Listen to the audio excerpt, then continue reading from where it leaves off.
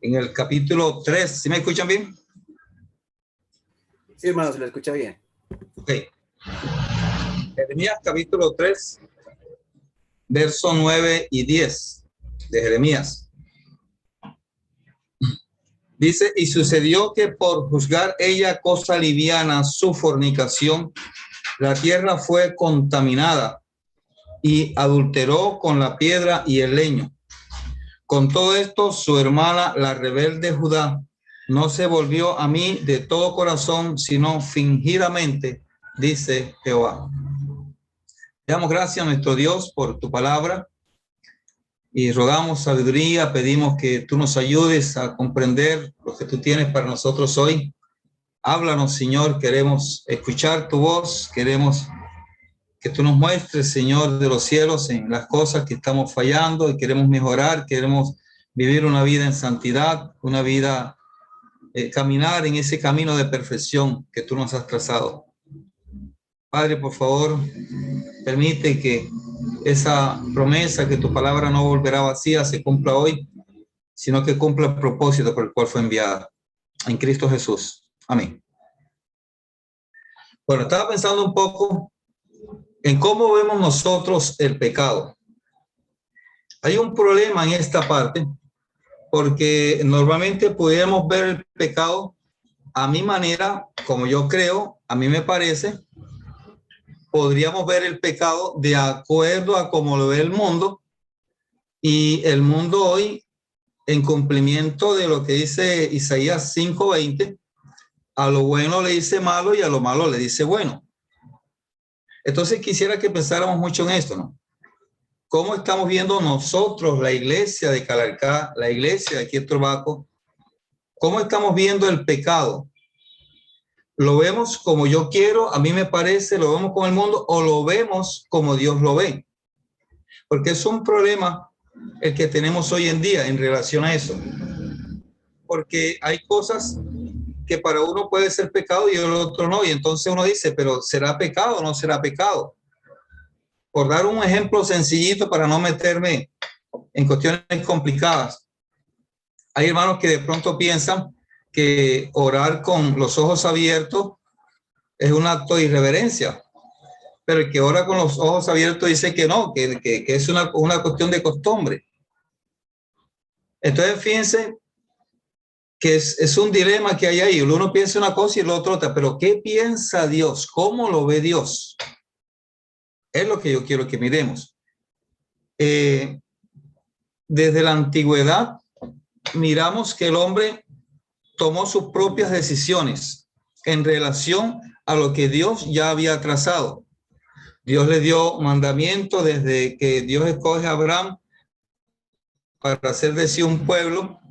Miramos cómo Dios se glorifica en su vida, luego viene Moisés, el pueblo de Israel, pero Dios establece normas, mandamientos, establece leyes en las cuales quería que el pueblo viviera y anduviera para bien y bienestar de todo el pueblo, toda la nación.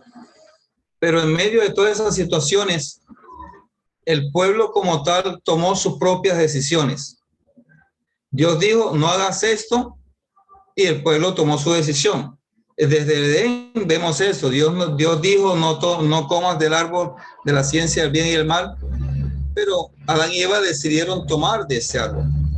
Lo que quiero expresar es que nosotros decidimos qué hacer. Nosotros decidimos en relación a lo que Dios ha mandado, si lo hacemos o no lo hacemos. Cuando Dios les envía a la tierra prometida, en el libro de Josué y en el libro de los jueces también encontramos que Dios le dice que cuando vayan a esa tierra no tomen, no se mezclen con esos pueblos. Tenían que expulsar a esas personas. Sin embargo, nosotros miramos que a pesar de que Dios le hace una advertencia y que esta gente iba a ser como azote para sus costados, para no leer tanto porque no hay mucho tiempo, a pesar de que Dios les advierte que iban a ser de tropezadero, cuando ellos llegaron a la tierra prometida, ellos decidieron qué hacer. Y ellos miraron y dijeron, bueno, ¿por qué expulsar a esta persona? Yo me imagino eso. Sí, ellos los podemos convertir en esclavos nuestros. ¿Para qué matarnos tanto? ¿Para qué sufrir tanto? Si ellos nos pueden servir como esclavos, una parte de ellos, y otra parte de ellos nos puede dar tributo, un dinero extra. Y miramos ahí una vez más la desobediencia y miramos una mala decisión en relación a lo que Dios estableció. Si vamos a la época de los reyes, tenemos una situación similar y empieza con el rey Saúl, cuando Saúl sencillamente decide desobedecer a la orden que Dios le dio de acabar con todo el pueblo de Amalek. Pero ellos decidieron y dijeron, bueno, pero es que ¿para qué matar estas vacas gordas y bonitas? Las podemos ofrecer a Dios. ¿Para qué matar al rey si lo podemos exhibir públicamente en el pueblo y avergonzarlo? Fíjense que a través de la historia se marca un mismo principio que hoy por hoy sigue siendo el mismo. Seguimos tomando decisiones, malas decisiones, seguimos poniendo a un lado lo que Dios quiere, lo que Dios desea, y estamos haciendo las cosas como nosotros nos parece. Sigo con el relato para llegar al final en dónde está el problema. Si nosotros miramos más adelante, miramos también el pecado de David. Luego llega Salomón y con Salomón se divide el reino. Y me gusta la historia cuando en Salomón, el profeta Ahías le dice a Jeroboam que va a ser rey, va a tener en posesión 10 tribus.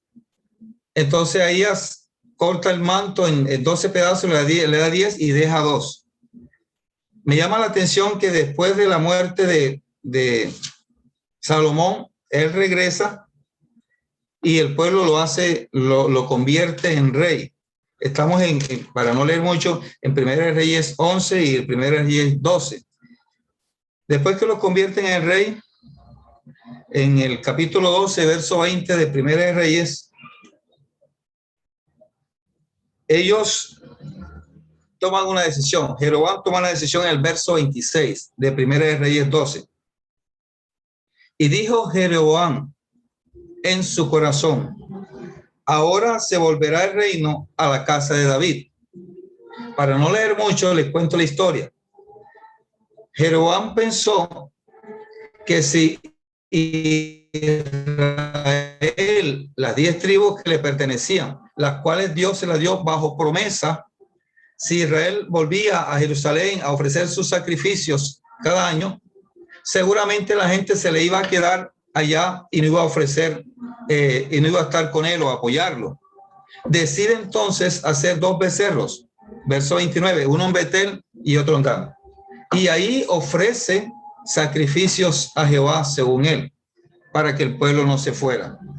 Por miedo y por temor de quedarse solo, toma también una mala decisión.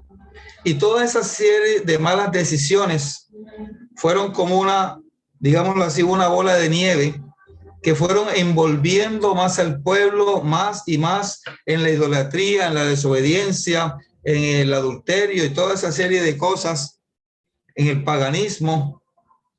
E Israel no pudo ser lo que Dios quería que fuera, desafortunadamente. ¿Por qué? Porque tomó sus propias decisiones y porque el pecado lo vio bajo su lupa, no bajo la lupa de Dios. Lo miró bajo el concepto de sí mismo, tomando decisiones y diciendo, esto está bien, esto está mal, Dios me dijo esto, pero yo lo voy a hacer de esta manera.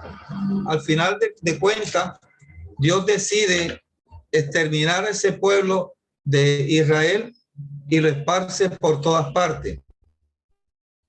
En el capítulo 17 de Segunda de Reyes, Salmasar llega e invade a la ciudad y toma posesión de ella y los lleva a otras tierras. Pero miren a dónde quiero llegar en este capítulo 17 de Segunda de Reyes.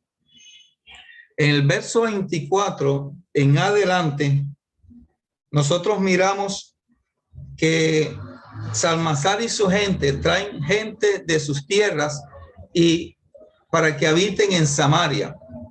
Pero al pasar de los días salieron unos leones que estaban destruyendo a la gente allí en Samaria.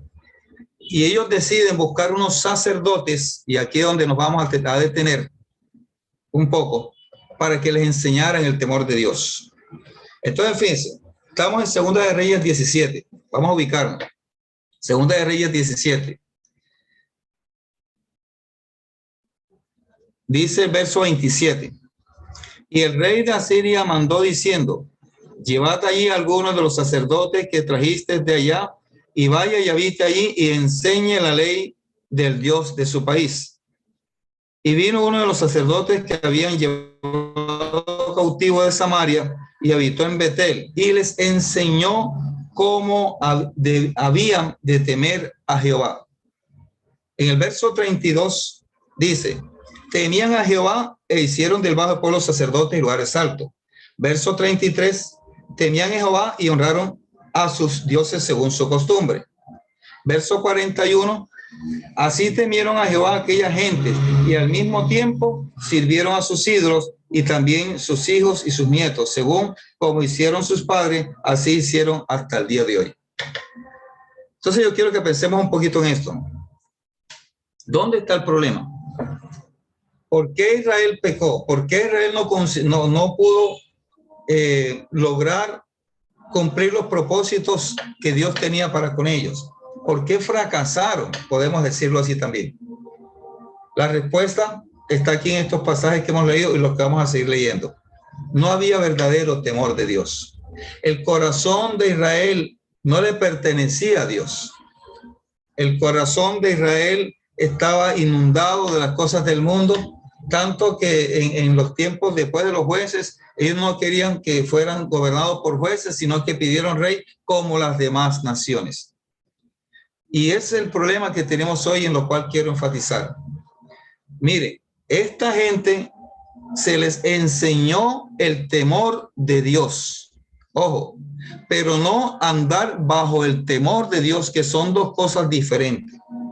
La iglesia de hoy pudiera estar en la misma situación, y yo quiero que nos analicemos cada uno de nosotros, porque pudiéramos estar en la misma situación en donde hemos aprendido a tener temor de Dios, pero no hemos aprendido a andar bajo el temor de Dios. Si nosotros leemos Isaías, en el capítulo 29, miren lo que dice, verso 13, Isaías 29, 13, un pasaje que se repite en el Nuevo Testamento.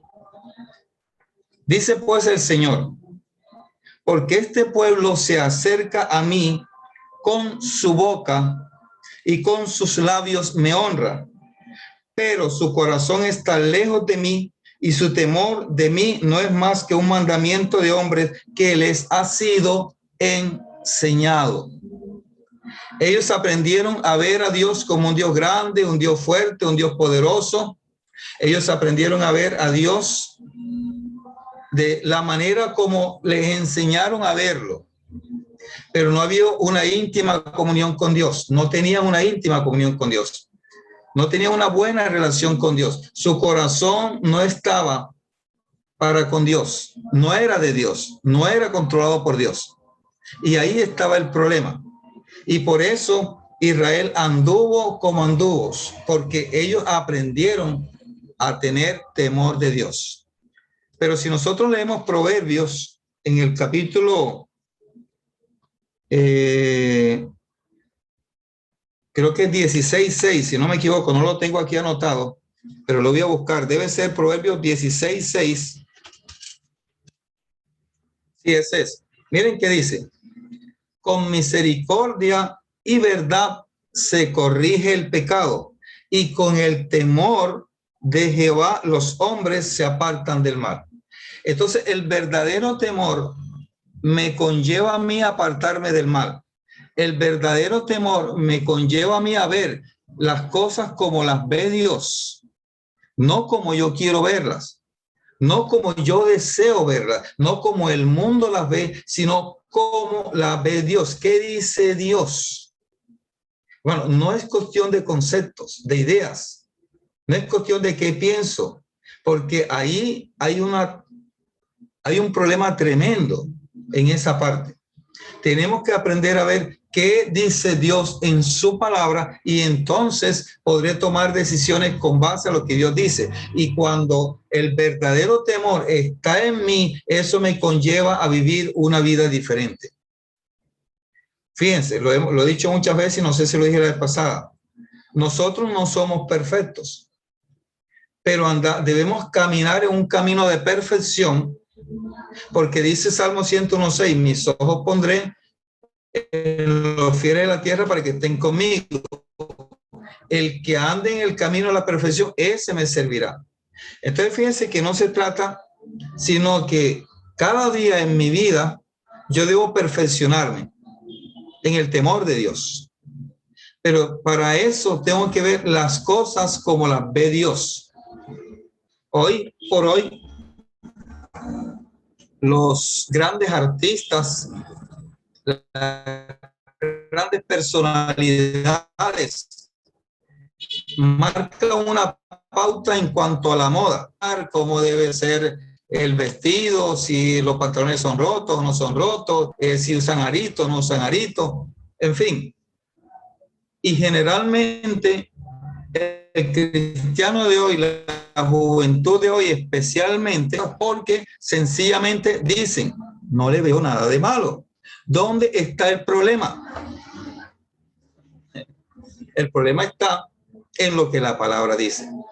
Entonces, fíjense que tenemos que cambiar esa idea. Si ustedes la tienen, no sé si alguno de ustedes tiene esa idea de aprender a ver las cosas como las ve el Señor, como las ve Dios.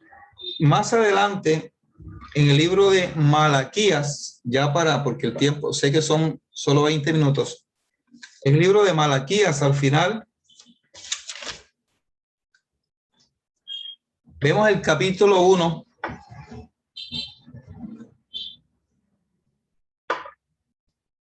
el verso 6, Malaquías 1:6. El hijo honra al padre y el siervo a su señor. Si pues soy yo padre, ¿dónde está mi honra?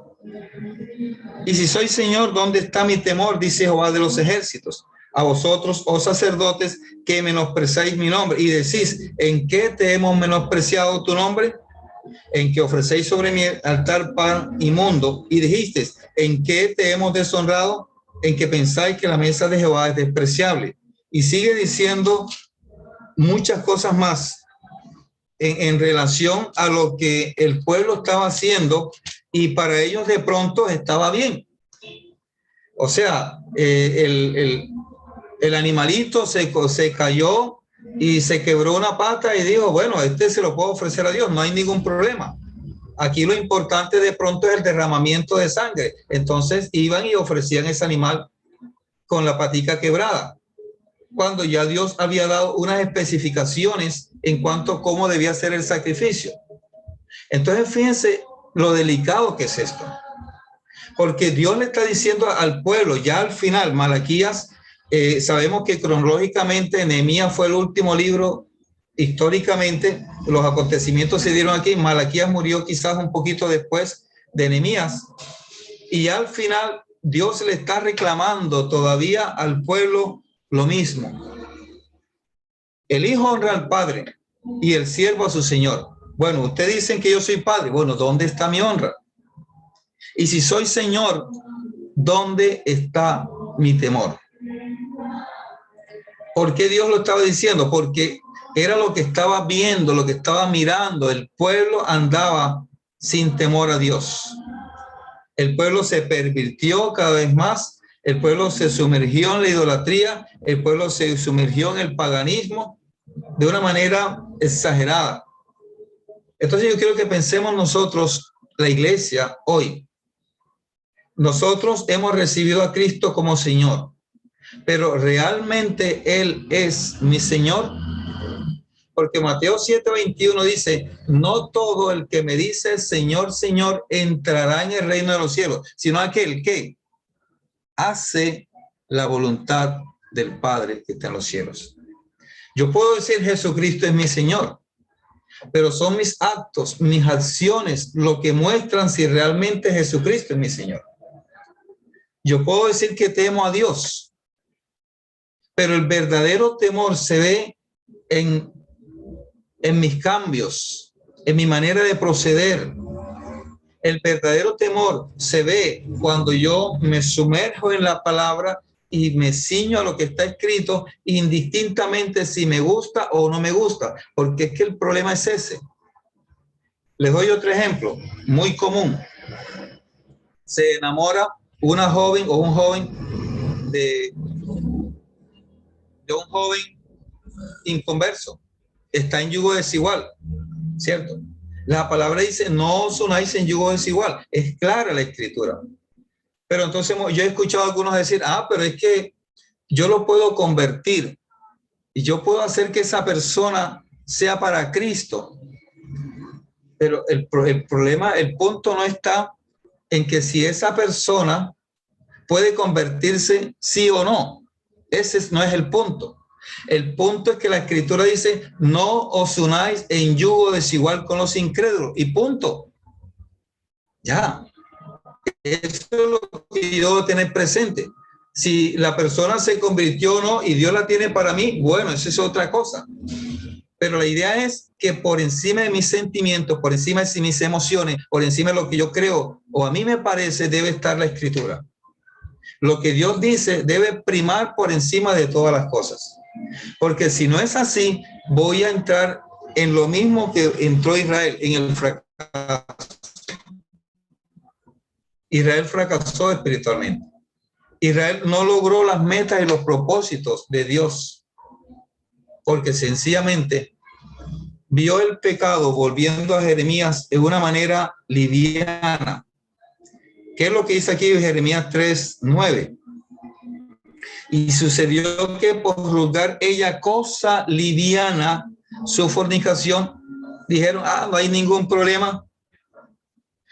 Entonces, ¿qué pasó? Pecaron. Y Dios tuvo que destruirlos. Babilonia entró con Nabucodonosor, tomaron a las 2 tribus, ya las 10 tribus habían sido tomadas quizás unos 90 años, no sé, algo así por el estilo, y habían sido dispersos todas las 10 tribus de Israel. Pero Judá, sus murallas fueron quemadas, el templo fue quemado y fueron llevados esclavos a Babilonia. Y por la misericordia de Dios volvieron a Jerusalén con Zorobabel, después Esdras y Nehemías. Pero fue la sola misericordia de Dios. ¿Qué va a pasar con nosotros? ¿Qué decisiones vamos a tomar nosotros? Frente a lo que el Señor expone y frente a lo que el Señor nos dice, ¿cuál va a ser nuestra actitud? Hermano, yo creo, a mí me parece, yo pienso, o va a decir, la Biblia dice. Y si la Biblia dice no, es no. No es no.